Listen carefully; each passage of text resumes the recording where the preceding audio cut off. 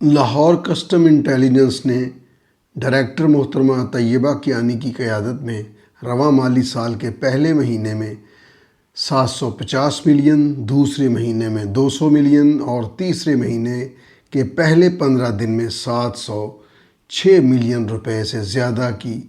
Custom duty and taxes کے بغیر smuggle شدہ اشیاء، جن میں کپڑا، گاڑیاں و دیگر متفرق اشیاء شامل ہیں، پکڑیں، جبکہ ہیروئن اور کروڑوں روپے کے سگریٹس ایسی سمگلڈ اشیاء اس کے علاوہ ہیں۔ ویجیلنس کے حوالے سے لاہور ڈائریکٹوریٹ کی جورسڈکشن میں آنے والی ڈرائی پورٹس پر متعلقہ کلکٹریٹس کے ساتھ جوائنٹ ایگزامینیشن و نشاندہی کرنے پر کروڑوں روپے کی کسٹم ڈیوٹی اینڈ ٹیکسز کی چوری روکی گئی، جو قومی خزانہ میں جمع ہوئی۔ ان کامیابیوں کی وجہ سے